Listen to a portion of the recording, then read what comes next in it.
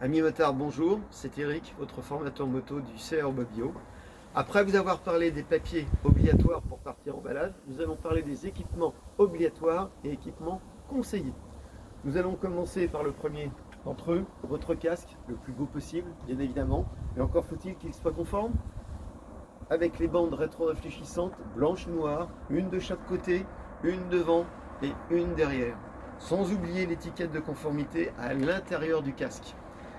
Si ce n'est pas respecté, vous encourez malheureusement une amende de 3e classe et un retrait de 3 points sur votre permis. Les gants certifiés avec le sigle à l'intérieur, à ne surtout pas à découper.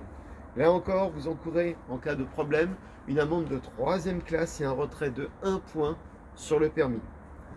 Nous parlerons ensuite du gilet de haute visibilité que beaucoup de gens oublient à mettre obligatoirement en cas d'accident ou de panne pour vous protéger derrière les barrières de sécurité.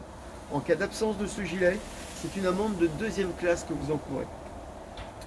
Nous pouvons aborder ensuite les plaques d'immatriculation de votre moto. La taille est conforme, 21 par 13 cm, une parfaite lisibilité. En cas de problème, vous encourez une sanction, une amende de 4e classe de 135 €. L'éclairage de votre véhicule, toujours propre et en bon état, vous encourez, si ce n'est pas le cas, une sanction, une amende et une indemnisation de votre véhicule en cas de feu ou de clignotant défaillant.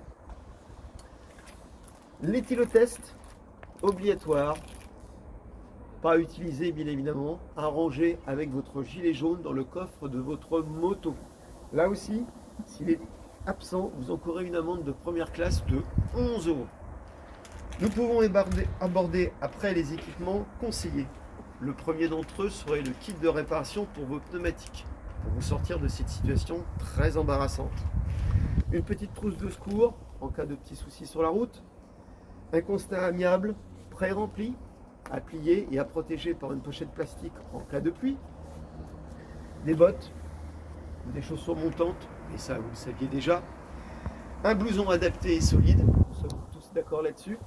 Et enfin, un dernier conseil, équipez-vous d'un équipement de pluie, une veste et un pantalon pliant pour vous éviter d'être complètement trempé une fois arrivé au bureau ou ailleurs. Là-dessus, chers amis motards, je vous quitte et je vous dis à très bientôt.